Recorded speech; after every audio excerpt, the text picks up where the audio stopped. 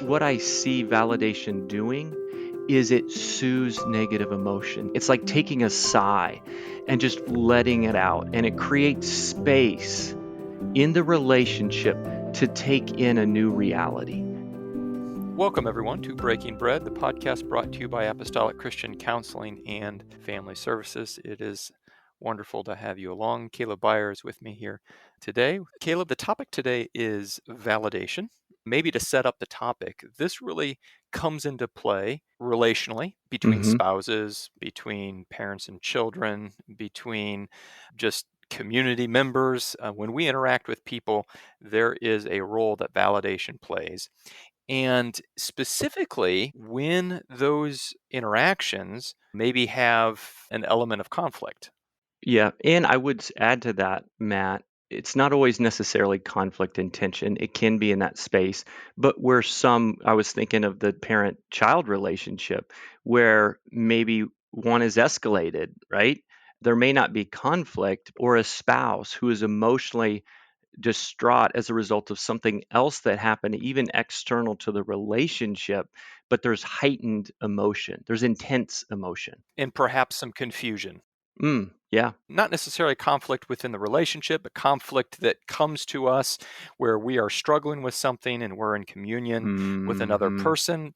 This concept of Hmm. validation now has a role to play. Yeah. So, Matt, maybe be helpful right out of the gate here just to explain why it's important and how I found it helpful in the counseling room and also just individually in relationships is that validation reduces escalation. Think of it, invalidation increases escalation because we don't feel heard, we don't feel seen, we don't feel understood. And so often what happens is we intensify in order to be seen, in order to have connection.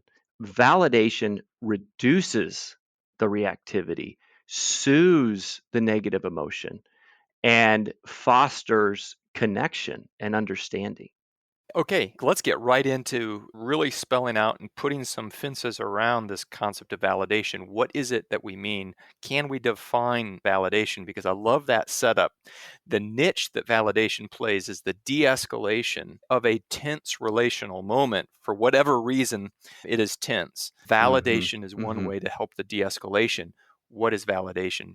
So, validation, put simply, is just a way of communicating awareness and acceptance of your spouse, coworker, child, whatever relationship it is communicating sometimes verbally, sometimes non-verbally, right? We can talk about different ways, but it is the awareness and acceptance of someone else's reality and experience. Okay, and so in order to do that, I am going to go out here on a limb and say we're going to have to be probably pretty good listeners to Mhm. understand that person's experience because what we're connecting with is something beneath the words that they're using. Yes. Yeah, absolutely. It requires attentiveness, presence, and awareness. So, in order to do validation well, there needs to be within us an awareness and an ability to regulate emotion to the point that we can be present to listen, to be in tune. If we're in a reactive place, Matt, it's really hard, if not impossible, to validate somebody else, right? You just read my question. My question is, what does validation not look like? And I'm guessing if we're in a reactive place. So I want you to fill that out a little bit and help us understand what it means to be in a reactive place and why that would be moving away from validation. Yes. So let's talk through an example in order to unpack maybe unhelpful responses that lead to escalation compared with responses that focus on validation. So let's say Mary and Bob are married, they have a family, and Mary, after church on Sunday, when they get home, she looks over to Bob and says, "You know, Bob, I'm really disappointed that we didn't make it to church on time this morning." Okay. In that case, Mary isn't overly escalated, right? But there is some disappointment. There's some negative emotion there. And so, what does it look like for Bob to validate or to invalidate. So let's first look at invalidating responses. Okay. So, first, an invalidating response would be Bob saying something like, you know what, we weren't late, right? We view time differently. You know what, Mary likes to be there 15 minutes early, right? They view time differently. So, Bob moving into just saying, no, we weren't late, invalidates Mary's experience. And that's what you mean by reactive. If we respond reactively, we push Mhm. Mhm. against, we are responding to that pressure by equal pressure in the opposite direction. That is Yes. Yeah. not in the direction of validation, Right. Yes. which is going to be natural. That's probably the natural response. Absolutely. And I think what happens here, which is really hard, is that Bob may want to explain what happened that morning. Whether it was something Bob did that led to them being late, whether it was something Mary did, we could build this out. But the point being is, the further Bob goes down the path at this point in the conversation, Matt, and tries to explain things away, what it does is it communicates to Mary that really your feelings and perspectives don't matter. That's not Bob's intention. Or that your feelings are inaccurate at this moment, right? Yes, yes, And you're saying right, that is not validation, right. as accurate as it might be. Exactly. That's exactly it. And that's what I think is difficult about a validation, because it can feel like I'm agreeing with the other person. And validation is not about, it's not about agreement in the sense of rightness, what happened, facts. It's about validating, accepting, being aware of your spouse, your coworker, your child's experience, and saying, things like, we want to get to a place that it does make sense. Now, we need to walk through misunderstandings after the fact. But initially, the way in is through validation before we try to make sense and explain how can we do this different next time. Does that make sense? It does. What it really requires, this concept of validation, is to connect with a person's, you've mentioned experience, an emotional experience, that whether or not she should have felt that way about this Sunday experience, she Mhm. did feel this way, Mhm. and you are really connecting with that Mhm. Yeah. first. First, we connect Right. with the Right. experience. Absolutely. It is joining somebody else in their experience, which, again, back to your point of, if we're at a place of reactivity, we first need to calm down to be able to do that. I think you said a ton just with that Mary and Bob example. So let's just play another example out. Let's say parent with child, teenage child, screen time or device, where maybe they have some restrictions. The screen time goes off at 10 o'clock at night. The teenager pushes against that, right? And it Mhm. explains that they felt that they were not able to connect with a social interaction that was going on at night, and how that is Mm. negatively affecting them. And so they bring Mhm. this exasperation that these rules are too restrictive. Okay, so now we have Mhm. this interaction. Does that make sense? Yep. Yep. So, validation, we're looking for three key things. First, we want to communicate awareness. That is, I see you. So the parent to the teenager wants to communicate, I see that this is frustrating to you. And perhaps there's fear involved that she can't be involved or he can't be involved in this social interaction. And what is this friend going to think of me? I see you, right? I'm communicating awareness is part of validation. I see how that could be hard, right? That makes sense that this is hard for you. Number two, I accept whether or not I like it. This isn't about liking their response in that moment, but it does mean that there is a presence that, you know what, I receive you where you're at, meaning you are pretty escalated right now. And you know what, if I were to put myself in your shoes, not that it's right that you're escalated, we're not going there yet. We're focusing on acceptance that this is really happening right now. This is where they're at, and I receive them there.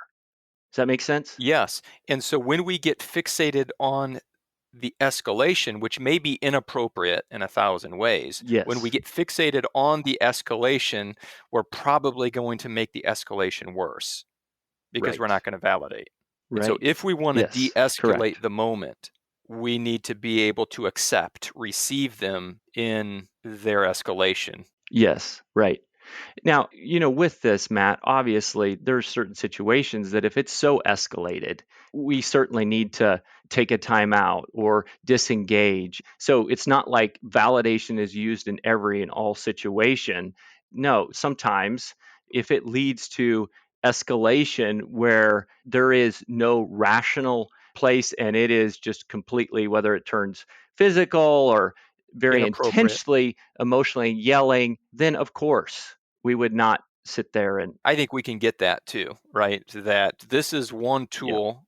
Validation is one tool of many in interactions with people. And we're not purporting that this is the end all for all situations. yeah. But to have this in our skill set is really, really helpful. So, what's the third one? The third one is communicates legitimacy and validity of their response, not rightness again. We tend to go to rightness in the way that they're saying or the tone, and again, we want to talk about that. But initially, validation is communicating, oh, I could see how you would be distressed in this situation. Like if I think about back when I was a teenager, good or bad, the influence of my peers was a big thing. Like desiring to have freedom was an important thing.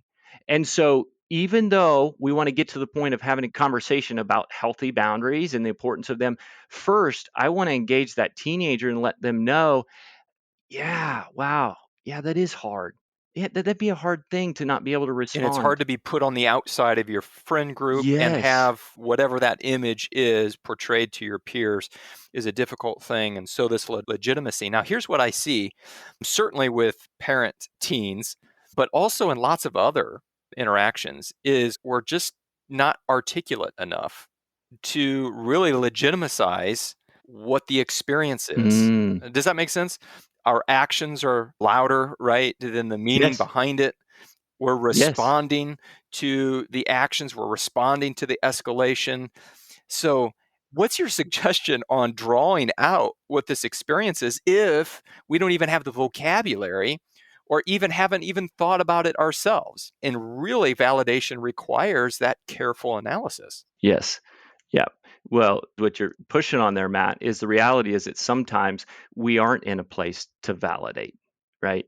Because we are highly reactive and emotionally we are heightened already, which means the level of safety that we feel is such that it's difficult to get to a place to let in someone else's experience, right? To really allow their experience to influence me.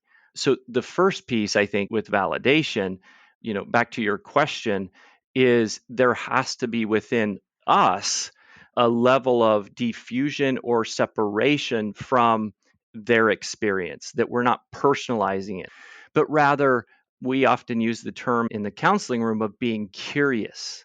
Why would a Yeah. rational individual be responding this way? I think curiosity is helpful. And I think that's what I was waiting to hear, that bit of key, that that's the mindset of a person who validates well, is they're curious and they see the outside escalation as clues to a Hmm. story that's deeper, that is the experience, that they really want to know Yes. about, which I think challenges at the core on sometimes do we even want to know it?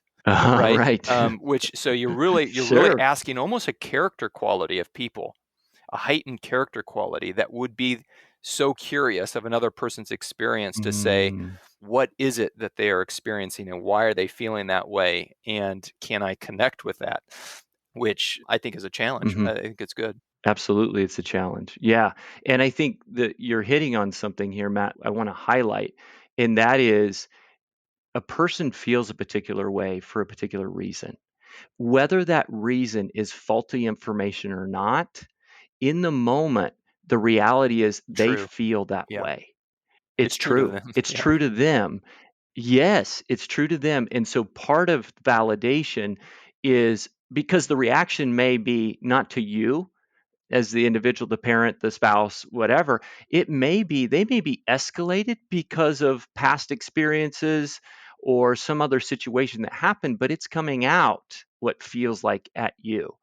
And so validation is, how do we calm and de-escalate and understand the intensity in context before we move into walking through what might have been faulty information, what might be stories.